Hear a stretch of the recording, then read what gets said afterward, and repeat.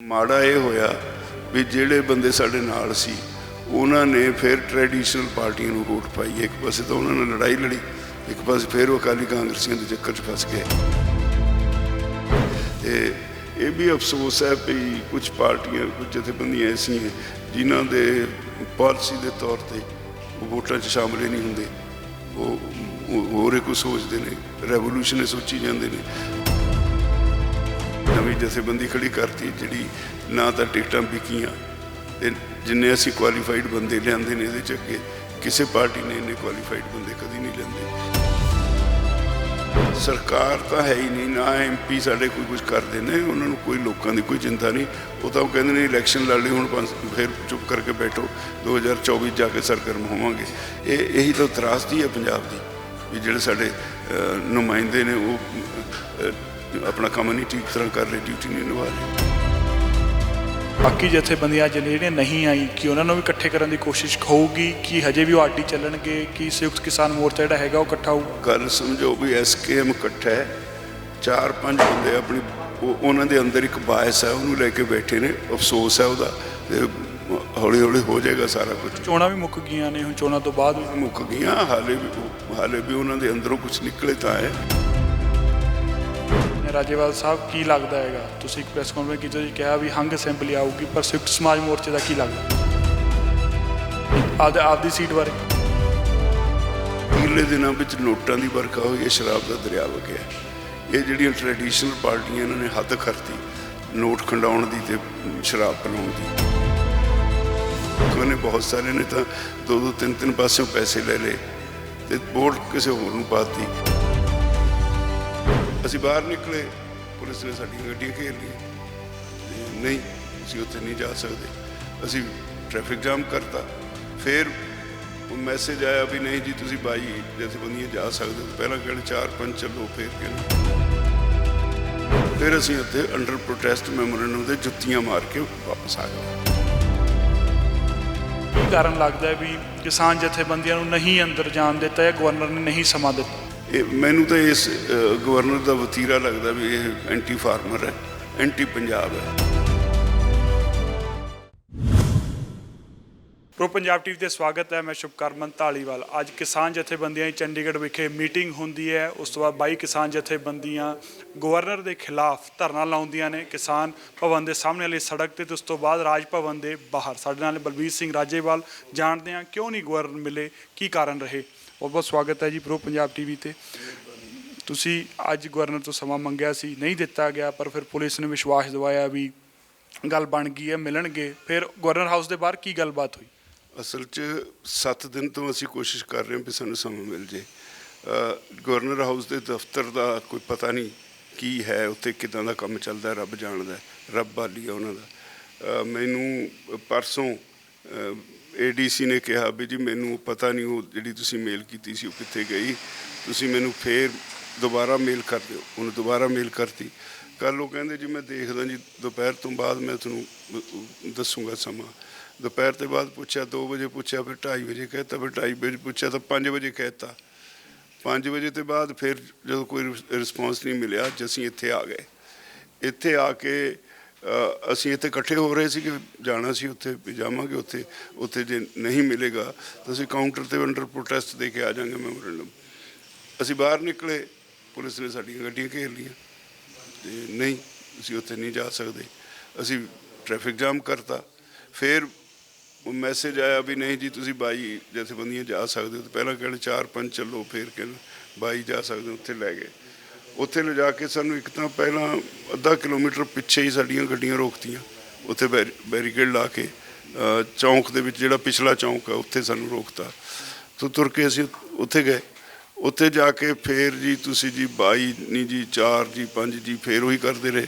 ਅਸੀਂ ਉਹਨਾਂ ਨੂੰ ਕਿਹਾ ਵੀ ਠੀਕ ਹੈ, ਫਿਰ ਅਸੀਂ ਤਾਂ ਮੈਮੋਰੈਂਡਮ ਦੇਣ ਆਏ ਹਾਂ। ਜਾਂ ਸੁਨੇਹੇ ਵੀ ਲਾਏ ਜਾ ਰਹੇ ਸੀ, DSP ਨਾਲ ਤਾਲਮੇਲ ਕਰ ਰਿਹਾ ਸੀਗਾ, ਉਹ ਅੰਦਰ ਜਾਂਦਾ ਸੀਗਾ, ਬਾਹਰ ਆ ਜਾਂਦੇ ਸੀਗੇ, ਤੁਸੀਂ ਗੱਲ ਰੱਖਦੇ ਸੀਗੇ। ਉਦੋਂ ਕੀ ਹੋ ਰਿਹਾ? ਉਹਨੂੰ ਕੋਈ ਰਿਸਪੌਂਸ ਨਹੀਂ ਸੀ ਮਿਲ ਰਿਹਾ। ਉਹ DSP ਤਾਂ ਆਪਣੇ ਵੱਲੋਂ ਕੋਸ਼ਿਸ਼ ਕਰ ਰਿਹਾ ਸੀਗਾ ਵੀ ਇਹਨਾਂ ਨੂੰ ਮਿਲੋ। ਫਿਰ ਸਾਡੀਆਂ ਲਿਸਟਾਂ ਬਣਾ ਲਈਆਂ 22 ਦੀਆਂ ਵੀ ਕਿਹੜੇ 22 ਜਾਣਗੇ। ਅਤੇ ਉਹ ਤੋਂ ਬਾਅਦ ਜਦੋਂ ਲਿਸਟਾਂ ਬਣਾ ਲਈਆਂ, ਫਿਰ ਅੰਦਰ ਲਿਸਟਾਂ ਲੈ ਕੇ ਚਲੇ ਗਏ। ਫਿਰ ਅਸੀਂ ਬਾਰ-ਬਾਰ ਕਿਹਾ, ਫਿਰ 15 ਮਿੰਟ ਦਾ ਅਸੀਂ ਫਿਰ ਟਾਈਮ ਦਿੱਤਾ ਵੀ ਤੁਸੀਂ ਤਾਂ ਸਾਨੂੰ ਖਰਾਬ ਕਰਦੇ ਹੋ, ਇੱਦਾਂ ਠੀਕ ਨਹੀਂ। ਤੇ ਜਦੋਂ 15 ਮਿੰਟ ਨਹੀਂ ਆਏ ਫਿਰ ਅਸੀਂ ਉੱਥੇ ਅੰਡਰ ਪ੍ਰੋਟੈਸਟ ਮੈਮੋਰੈਂਡਮ ਤੇ ਜੁੱਤੀਆਂ ਮਾਰ ਕੇ ਵਾਪਸ ਆ ਗਏ। ਕੀ ਕਾਰਨ ਲੱਗਦਾ ਹੈ ਵੀ ਕਿਸਾਨ ਜਥੇਬੰਦੀਆਂ ਨੂੰ ਨਹੀਂ ਅੰਦਰ ਜਾਣ ਦਿੱਤਾ ਜਾਂ ਗਵਰਨਰ ਨੇ ਨਹੀਂ ਸਮਾਂ ਦਿੱਤਾ? ਇਹ ਮੈਨੂੰ ਤਾਂ ਇਸ ਗਵਰਨਰ ਦਾ ਵਤੀਰਾ ਲੱਗਦਾ ਵੀ ਇਹ ਐਂਟੀ ਫਾਰਮਰ ਹੈ, ਐਂਟੀ ਪੰਜਾਬ ਹੈ। ਉਹਨੂੰ ਪਤਾ ਸੀ ਵੀ ਇੰਟੈਲੀਜੈਂਸ ਨੇ ਰਿਪੋਰਟ ਕੀਤੀ ਹੋਣੀ ਆ ਵੀ ਅਸੀਂ ਕਿਸ ਮਸਲੇ ਲਈ ਆਏ ਹਾਂ, ਉਹ ਸੁਣਨਾ ਨਹੀਂ ਸੀ ਚਾਹੁੰਦਾ। ਉਹਨੇ ਇਸੇ ਕਰਕੇ ਇੱਦਾਂ ਦਾ ਰਵੱਈਆ ਅਪਣਾਇਆ ਔਰ ਸਾਨੂੰ ਅਫਸੋਸ ਹੈ ਵੀ ਸਾਨੂੰ ਇਸ ਤਰ੍ਹਾਂ ਗਵਰਨਰ ਦੇ ਨਾਲ ਬਿਹੇਵ ਕਰਨਾ ਪਿਆ, ਕਿਉਂਕਿ ਗਵਰਨਰ ਦਾ ਬਿਹੇਵੀਅਰ ਆਪਣਾ ਠੀਕ ਨਹੀਂ ਸੀ। ਅੱਗੇ ਦੀ ਹੁਣ ਕਾਰਵਾਈ ਕੀ ਰਹੂਗੀ? ਤੁਸੀਂ ਕੀ ਕਰੋਗੇ? ਅੱਗੇ ਨੂੰ ਕਿਵੇਂ ਲੈ ਕੇ ਜਾਓਗੇ? ਅਸੀਂ 7 ਤਾਰੀਖ ਨੂੰ ਸਾਰੇ ਜ਼ਿਲ੍ਹਾ ਪੱਧਰ ਤੇ ਸਾਰੀਆਂ ਜਥੇਬੰਦੀਆਂ ਨੇ ਡੀਸੀਆਂ ਦੇ ਥਰੂ ਮੈਮੋਰੈਂਡਮ ਦੇਣੇ ਨੇ। ਉੱਥੇ 12 ਤੋਂ 2:30 ਵਜੇ ਤੱਕ ਮੁਜ਼ਾਹਰੇ ਕਰਾਂਗੇ। ਤੇ ਬੜੀ ਅਫਸੋਸਨਾਕ ਪਹਿਲੂ ਇਹ ਹੈ, ਲੋਕਾਂ ਨੂੰ ਸਮਝਣਾ ਚਾਹੀਦਾ ਹੈ ਬਈ ਜੋ ਕੁਛ ਇਹਨਾਂ ਨੇ BBMB ਦੇ ਵਿੱਚ ਕੀਤਾ ਹੈ, ਇਹ ਪਹਿਲੀ ਨਹੀਂ, ਇੱਕ ਤੋਂ ਪਹਿਲਾਂ ਧੱਕਾ ਕਰ ਚੁੱਕੇ। ਇਹ ਜਿਹੜੇ ਭਾਖੜਾ ਡੈਮ ਬਣਿਆ, ਇਹ ਉਸ ਵੇਲੇ ਬਣਿਆ ਜਦੋਂ ਅਨਡਿਵਾਈਡਡ ਪੰਜਾਬ ਸੀਗਾ, ਹਿਮਾਚਲ ਵੀ ਨਹੀਂ ਸੀ ਬਣਿਆ ਤੇ ਹਰਿਆਣਾ ਵੀ ਨਹੀਂ ਸੀ ਬਣਿਆ। ਪੰਜਾਬ ਦੇ ਲੋਕਾਂ 'ਤੇ ਟੈਕਸ ਲੱਗਿਆ ਸੀ ਬਹੁਤ ਹੈਵੀ, ਉਹ ਟੈਕਸ ਲਾ ਕੇ ਪੈਸਾ ਇਕੱਠਾ ਕਰਕੇ ਪੰਜਾਬ ਦੇ ਪੈਸੇ ਨਾਲ ਇਹ ਡੈਮ ਬਣਿਆ। ਕੰਸਟੀਟਿਊਸ਼ਨ ਸਾਡਾ ਕਹਿੰਦਾ ਹੈ ਵੀ ਜਿੱਥੇ ਕੋਈ ਦਰਿਆ ਵਗਦੇ ਨੇ ਉੱਥੇ ਜੋ ਡੈਮ ਹੈ, ਜੋ ਉੱਥੇ ਪਾਣੀ ਹੈ, ਉਹਦੀ ਮਾਲਕੀ ਉੱਥੋਂ ਦੇ ਲੋਕਾਂ ਦੀ ਹੈ। ਤੇ ਇਹ ਰਾਈਪੇਰੀਅਨ ਸਟੇਟ ਪੰਜਾਬ ਤੇ ਹਰਿਆਣਾ ਹੀ ਹੈ ਇਹਦੇ 'ਚ ਬਣਦੇ। ਸਾਡੇ ਕੋਲੋਂ ਪੈਸੇ ਲੈ ਕੇ ਬਣਾਇਆ ਤੇ ਫਿਰ ਇਹਨਾਂ ਨੇ ਜਿਹੜਾ ਪਿਛਲੀ ਵਾਰੀ ਕੀਤਾ ਹੈ, ਡੈਮ ਸੇਫਟੀ ਐਕਟ ਪਾਸ ਕਰਕੇ ਇੱਕ ਤਰ੍ਹਾਂ ਦਾ ਡੈਮ 'ਤੇ ਕੰਟਰੋਲ ਕਰ ਲਿਆ, ਜਿਹੜਾ ਇਲੀਗਲ ਹੈ ਕੰਸਟੀਟਿਊਸ਼ਨਲੀ। ਫਿਰ ਹੁਣ ਇਹਨਾਂ ਨੇ ਜਿਹੜਾ ਉਹਦਾ ਐਡਮਿਨਿਸਟ੍ਰੇਟਿਵ ਕੰਮ ਸੀ ਉਹਦੇ ਵਿੱਚ ਜਿਹੜੇ ਸਾਡੇ ਹੁਣ ਤੱਕ ਪ੍ਰੈਕਟਿਸ ਸੀਗੀ ਇਹ ਵੀ 3 ਸਾਲ ਪੰਜਾਬ ਦਾ ਕੋਈ ਅਫਸਰ ਰਹਿੰਦਾ ਹੁੰਦਾ ਸੀ, ਮੈਂਬਰ ਪਾਵਰ ਹਰਿਆਣੇ ਦਾ ਹੁੰਦਾ ਸੀ, ਮੈਂਬਰ ਇਰੀਗੇਸ਼ਨ, ਤੇ ਫਿਰ 3 ਸਾਲ ਬਾਅਦ ਉਹ ਬਦਲ ਕੇ ਉਹ ਇਰੀਗੇਸ਼ਨ ਹਰਿਆਣੇ ਕੋ ਚਲਾ ਜਾਂਦਾ ਸੀ, ਪੰਜਾਬ ਕੋ ਚਲੇ ਜਾਂਦੇ ਸੀ, ਪਾਵਰ ਹਰਿਆਣੇ ਕੋ ਚਲੇ ਜਾਂਦੇ, ਇੱਦਾਂ ਚੱਲਿਆ ਹੁੰਦਾ ਸੀ। ਹੁਣ ਇਹਨਾਂ ਨੇ ਕਹਿ ਦਿੱਤਾ ਵੀ ਉਹ ਕਿਤੋਂ ਵੀ ਲਿਆ ਕੇ ਇਹ ਲਾ ਸਕਦੇ ਨੇ। ਤੋ ਇਹ ਸਰਾਸਰ ਸਾਡੇ ਡੈਮ ਤੇ ਸਾਡੇ ਪਾਣੀ ਤੇ ਕਬਜ਼ਾ ਕਰਨ ਦੀ ਨੀਅਤ ਨਾਲ ਕੀਤਾ ਗਿਆ। ਭਾਜਪਾ ਵਾਲੇ ਇਹ ਕਿਸਾਨਾਂ ਨਾਲ ਇਨਸਾਫ ਨਹੀਂ ਕਰ ਰਹੇ।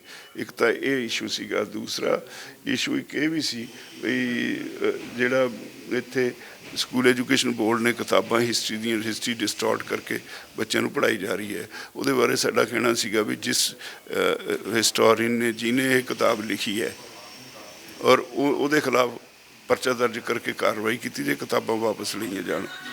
ਤੇ ਇੱਕ ਇਹ ਤੋਂ ਬਿਨਾਂ ਇਹ ਵੀ ਸੀ ਵੀ ਸਾਡੇ ਜਿਹੜੇ ਯੂਕਰੇਨ ਦੇ ਵਿੱਚ ਸਾਡੇ ਬੱਚੇ ਫਸੇ ਹੋਏ ਨੇ, 800 ਬੱਚਾ ਪੰਜਾਬ ਦਾ, 20,000 ਦੇ ਕਰੀਬ ਲੋਕ ਉੱਥੇ ਫਸੇ ਹੋਏ ਨੇ। ਹਾਲੇ ਸਰਕਾਰ ਜਿਸ ਸਪੀਡ ਨਾਲ ਚੱਲਦੀ ਹੈ, ਇਸ ਸਪੀਡ ਨਾਲ ਤਾਂ ਬਹੁਤ ਵੱਡਾ ਨੁਕਸਾਨ ਹੋ ਜੂ।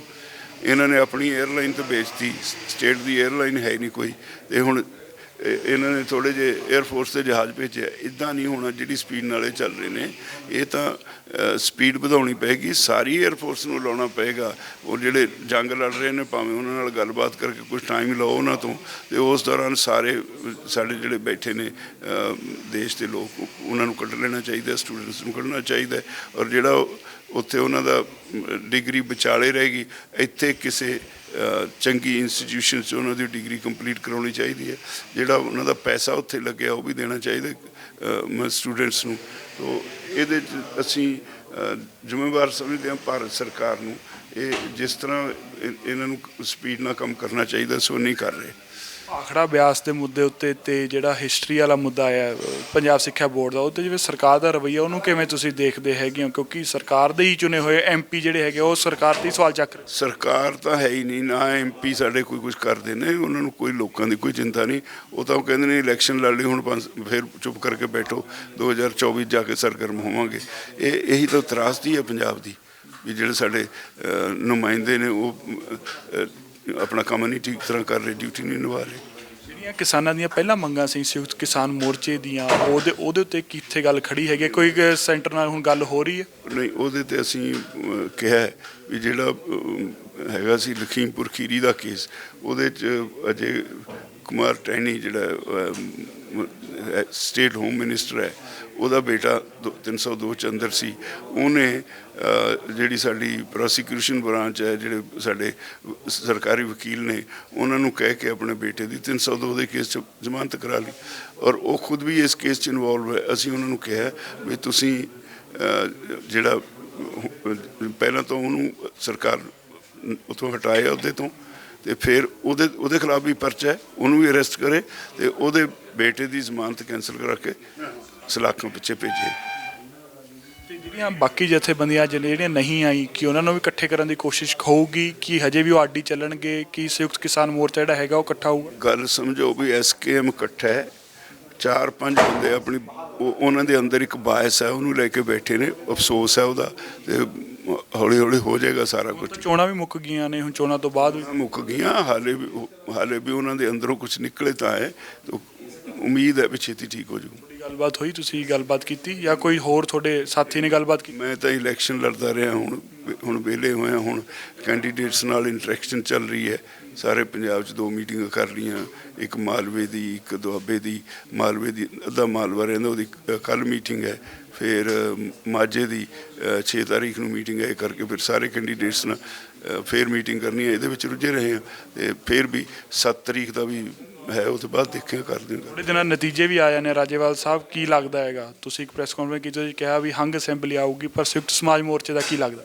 ਨਹੀਂ, ਸੰਯੁਕਤ ਸਮਾਜ ਮੋਰਚੇ ਦਾ ਇੱਕ ਗੱਲ ਬੜੀ ਸਪਸ਼ਟ ਹੈ, ਕੁਝ ਸੀਟਾਂ ਨਿਕਲਣਗੀਆਂ ਵੀ, ਪਰ ਇਹ ਅੱਜ ਤੱਕ ਇਤਿਹਾਸ ਵਿੱਚ ਨਵੀਂ ਬਣੀ ਪਾਰਟੀ ਨੂੰ ਕਿਸੇ ਨੂੰ ਇੰਨੀ ਪਰਸੈਂਟੇਜ ਆਫ ਵੋਟਸ ਨਹੀਂ ਮਿਲੀ ਜਿੰਨੀ ਸਾਨੂੰ ਮਿਲਣ ਜਾ ਰਹੀ ਹੈ।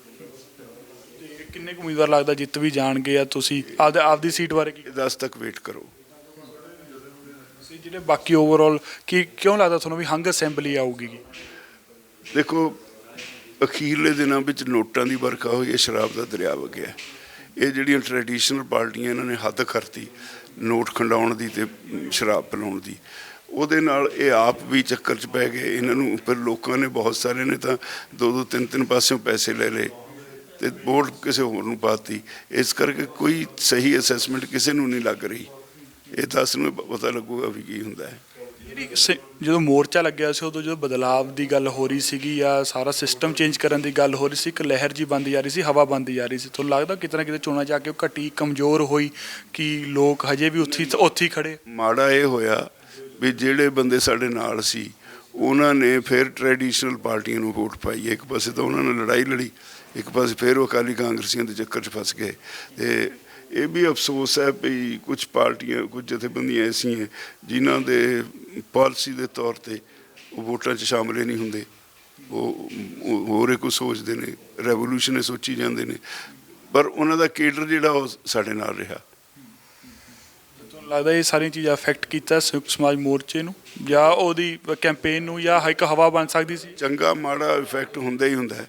ਤੇ ਇੱਕ ਜ਼ਰੂਰ ਹੈ ਵੀ ਅਸੀਂ ਇੱਕ ਨਵਾਂ ਮੀਲ ਪੱਥਰ ਘੜਤਾ, ਨਵੀਂ ਜਥੇਬੰਦੀ ਖੜੀ ਕਰਤੀ, ਜਿਹੜੀ ਨਾ ਤਾਂ ਟਿਕਟਾਂ ਵਿਕੀਆਂ, ਤੇ ਜਿੰਨੇ ਅਸੀਂ ਕੁਆਲੀਫਾਈਡ ਬੰਦੇ ਲਿਆਂਦੇ ਨੇ, ਇਹਦੇ 'ਚ ਅੱਗੇ ਕਿਸੇ ਪਾਰਟੀ ਨੇ ਇੰਨੇ ਕੁਆਲੀਫਾਈਡ ਬੰਦੇ ਕਦੀ ਨਹੀਂ ਲਿਆਂਦੇ, ਤੇ ਇਹਦੇ ਆਉਣ ਵਾਲੇ ਸਮੇਂ 'ਚ ਬਹੁਤ ਅੱਛੇ ਰਿਜ਼ਲਟ ਮਿਲਣਗੇ। ਭਾਜਪਾ ਨੇ ਆਪਣੀ ਮੀਟਿੰਗ ਕੀਤੀ, ਉਹਨਾਂ ਨੇ ਮਿਸ਼ਨ 2024 ਅਨਾਊਂਸ ਕਰ ਦਿੱਤਾ ਪੰਜਾਬ ਨੂੰ ਲੈ ਕੇ, ਤਾਂ ਸੰਯੁਕਤ ਸਮਾਜ ਮੋਰਚੇ ਦਾ ਵੀ ਕੋਈ ਮਿਸ਼ਨ 2024 ਹੈ? ਕੀ ਰਹੂਗਾ? ਜਦੋਂ ਕੁਝ ਕੀਤਾ ਅਸੀਂ ਸਾਰਾ ਡਿਕਲੇਅਰ ਕਰਾਂਗੇ। ਹਾਲੇ ਮੈਂ ਤੁਹਾਨੂੰ ਦੱਸਿਆ ਵੀ ਤਾਲਮੇਲ ਚੱਲ ਰਿਹਾ ਸਾਰੇ ਕੈਂਡੀਡੇਟਸ ਨਾਲ। ਕੁਝ ਜਿਹੜੇ ਤੁਹਾਡੇ ਸਾਥੀ ਸੰਘਰਸ਼ ਵੇਲੇ ਡਾਕਟਰ ਸਵੈਮਾਨ, ਉਹ ਯੂਕਰੇਨ ਗਏ ਆ, ਜਾਂ ਜੇ ਕਹਿ ਲਓ ਜਿੱਥੇ ਜੰਗ ਜਾ ਰਹੀ ਹੈ ਉੱਥੇ ਜਾ ਰਹੇ। ਬਹੁਤ ਸਾਰੇ ਪੰਜਾਬੀ ਵੱਡੇ ਪੱਧਰ ਤੇ ਕੰਟਰੀਬਿਊਟ ਕਰ ਰਹੇ ਆਪਣੇ ਵੱਖ-ਵੱਖ ਤਰੀਕੇ। ਸੰਯੁਕਤ ਸਮਾਜ ਮੋਰਚਾ, ਕਿਸਾਨ ਮੋਰਚਾ ਵੀ ਕਰ ਰਿਹਾ, ਕਿਉਂਕਿ ਸੰਘਰਸ਼ ਸੀਗਾ ਉਹਦੇ ਨਾਲ ਬੜਾ ਕੁਝ ਜੁੜਿਆ। ਚੰਗੀ ਗੱਲ ਹੈ, ਹਾਲੇ ਅਸੀਂ ਹੁਣ ਸੰਘਰਸ਼ 'ਚੋਂ ਨਿਕਲੇ, ਥੋੜ੍ਹਾ ਸਮਾਂ ਤਾਂ ਦਿਓ। ਅੱਜ ਦੇ ਜਿਹੜੇ ਪੁਲਿਸ ਦੇ ਵਤੀਰੇ ਨੂੰ, ਉਹਨੂੰ ਕਿਵੇਂ ਦੇਖਦੇ ਹੋ? ਜਿਸ ਤਰ੍ਹਾਂ ਨਾਲ ਕਿਸਾਨਾਂ ਨਾਲ ਬਾਅਦ 'ਚ ਕੀਤਾ ਗਿਆ ਹੈਗਾ, ਧੱਕੇ ਮਾਰੇ ਗਏ ਵੱਖ-ਵੱਖ ਥਾਵਾਂ। ਦੇਖੋ, ਇਹ ਨਿੰਦਣਯੋਗ ਹੈ, ਪਰ ਇਹ ਐਡਮਿਨਿਸਟ੍ਰੇਸ਼ਨ ਦੀ ਸ਼ਾਇਦ ਤੋਂ ਮੇਨਾ ਨਹੀਂ ਹੁੰਦਾ। ਪੁਲਿਸ ਵਾਲੇ ਵੀ ਤਾਂ ਸਾਡੇ ਹੀ ਮੁੰਡੇ ਨੇ, ਉਹਨਾਂ ਜੇ ਕੀਤਾ ਉਹਨਾਂ ਨੂੰ ਐਡਮਿਨਿਸਟ੍ਰੇਸ਼ਨ ਨੇ ਹਦਾਇਤ ਦਿੱਤੀ ਹੋਊਗੀ ਤਾਂ ਕੀਤਾ। ਇਸੇ ਕਰਕੇ ਮੈਂ ਕਹਿਣਾ ਵੀ ਗਵਰਨਰ ਐਂਟੀ ਪੰਜਾਬ ਹੈ, ਐਂਟੀ ਫਾਰਮਰ ਹੈ। ਬਹੁਤ ਬਹੁਤ ਧੰਨਵਾਦ ਸਾਡੇ ਨਾਲ ਜੁੜਨ ਵਾਸਤੇ। ਤਾਂ ਇਹ ਸੀਗੇ ਬਲਬੀਰ ਸਿੰਘ ਰਾਜੇਵਾਲ, ਜਿਨ੍ਹਾਂ ਨੇ ਦੱਸਿਆ ਵੀ 7 ਤਰੀਕ ਨੂੰ ਫਿਰ ਤੋਂ ਬੈਠਕ ਹੋਊਗੀ ਕਿਸਾਨ ਜਥੇਬੰਦੀਆਂ ਵਿਚਕਾਰ, ਜਿਹਦੇ ਵਿੱਚ ਉਹ ਅਗਲੀ ਰਣਨੀਤੀ ਤੈਅ ਕਰਨਗੇ। ਤੇ ਉਹਨਾਂ ਨੂੰ ਵੀ ਬੇਸਬਰੀ ਨਾਲ ਇੰਤਜ਼ਾਰ ਹੈ ਵੀ 10 ਤਰੀਕ ਜਦੋਂ ਨਤੀਜੇ ਆਉਣਗੇ, ਚੋਣ ਨਤੀਜੇ ਆਉਣਗੇ, ਤੇ ਉਹਨਾਂ ਨੇ ਇਹ ਗੱਲ ਦਾ ਦਾਅਵਾ ਕੀਤਾ ਵੀ ਜਿਹੜੀ ਸਭ ਤੋਂ ਨਵੀਂ ਫਾਰਮਡ ਪਾਰਟੀ ਵਿੱਚ ਸਭ ਤੋਂ ਹਾਈਐਸਟ ਵੋਟ ਪਰਸੈਂਟ ਦਾ ਸ਼ੇਅਰ ਜਿਹੜਾ ਹੋਊਗਾ ਜਾਂ ਰਿਕਾਰਡ ਹੋਊਗਾ, ਉਹ ਸੰਯੁਕਤ ਸਮਾਜ ਮੋਰਚੇ ਦੇ ਹੋ 'ਚ ਹੋਊਗਾ। ਕੈਮਰਾਮੈਨ ਅਸ਼ੋਕ ਨਾਲ ਮੈਂ ਸ਼ੁਭਕਰਮਨ ਧਾਲੀਵਾਲ, ਪ੍ਰੋ ਪੰਜਾਬ TV।